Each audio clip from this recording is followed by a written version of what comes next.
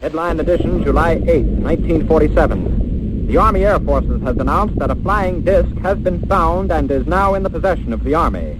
Army officers say the missile...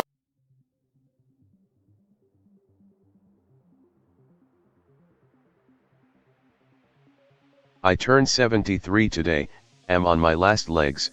Before I leave this world I want to share my story. Well, it is more my father's story. He joined the Navy as an ensign in 1959 and was a restricted line officer with an engineering background. He worked specifically in weapon testing and development. He spent most of his years in the Navy deployed to San Clemente Island of the West Coast.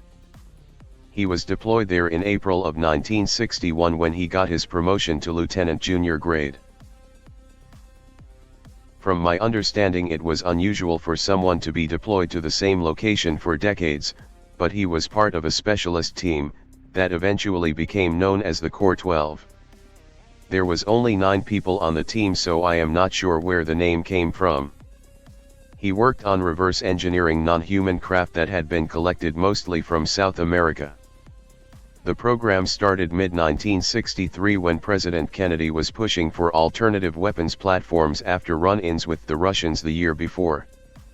The Corps 12 eventually comprised of 6 Americans, 2 non-human entities and a professor from the UK that worked together from 1963-1979.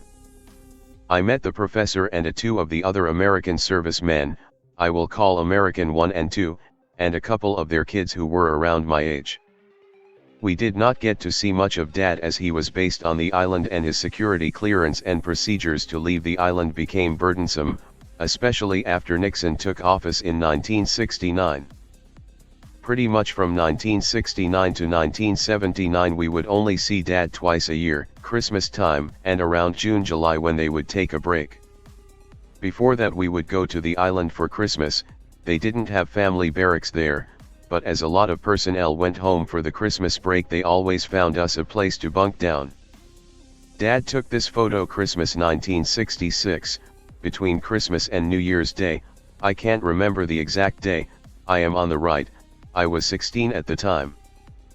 One of the sons of American 2 is to the left on the beach, and American 1 and American 2 and American 2 other son are on a blow-up raft in the sea to the right.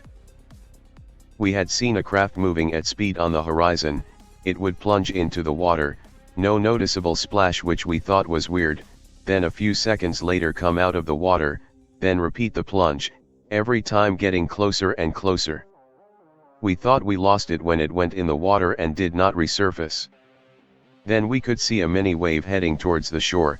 The guys jumped on the blow-up raft to see if they could get closer. Dad asked me to grab his camera. I am not sure of the make, but it was a white plastic one with a black eyepiece. After about 3 to 4 minutes this popped out of the water. It hovered for about a minute in the exact same spot. We were all freaking out, but it was like we were frozen in place. I remember I want to run but my legs wouldn't move. I shouted for my dad, but couldn't turn towards him. Then the craft shot straight up into the air, and in less than 2 or 3 seconds we couldn't see it. I came to find out that this was first contact for the 2 members of the non-human Corps 12. It didn't spin, and there was no wake when it entered the water or left the water. There was a slight, what I can only call a force like a pressure wave when it came out of the water, which pushed the water aside and was felt by the guys on the raft and us on the beach. But when it was floating still in the air we felt nothing except very small vibrations from the hum it made. I want to say we didn't hear a sound, we felt it at a very low level, in your bones rather than on the skin. As it came out of the water ran down what looked like a bubble around the craft that you only knew was 3 because of the little amount of water running down it. As soon as it hovered the bubble collapsed, and the water ran down the craft. Well, I am not sure what AI existed in 1966, but Dad had this photo, negative, since then, and I got it when he passed in 2006. I scanned the negative about a year later when HP came out with a scanner that could scan negatives. The negative at the time was not great, nor was the tech, but the photo is 100% real. The location that this happened was referred to as UFO Cove from that point forward by the personnel in the know. but as it was hushed up after being reported by Dad and the other 2 enlisted personnel. A team was sent there to monitor what was eventually officially named Pyramid Cove, because of all the weirdness happening there. Dad was one of the team. Nothing happened for a week straight except for lights at night over the sea on the horizon. The team were getting bored of staying in a tent and wanted to get back to base. At the time he was working on a project that was using lasers as rangefinders and target designators. He got the idea to use them to see if he could communicate with the craft. That's how they finally made contact. He attempted to send a message in Morse code. To the other personnel it was all a bit of a joke as no one believed him or the other 2 guys that saw the UFO.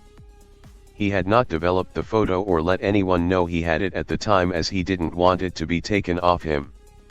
He came to find out that the non-human entities did not understand the Morse code message he was sending them, they were just curious to see what the lasers were about. The first night the same craft in the photo buzzed them, flying over the tent and hovering for a few minutes. It seemed to be inspecting them and the laser.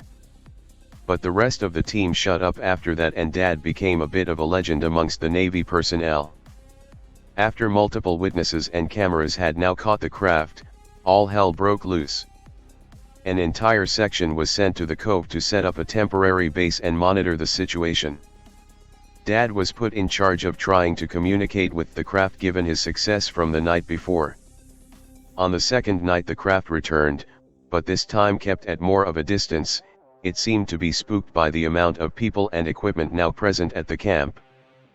The third and fourth night there was no interaction and they thought they had scared them away.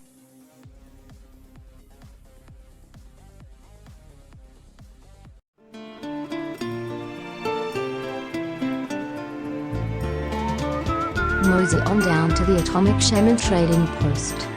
We have t-shirts, decals, refrigerator magnets and other swag for sale. What better way to show your support for the show?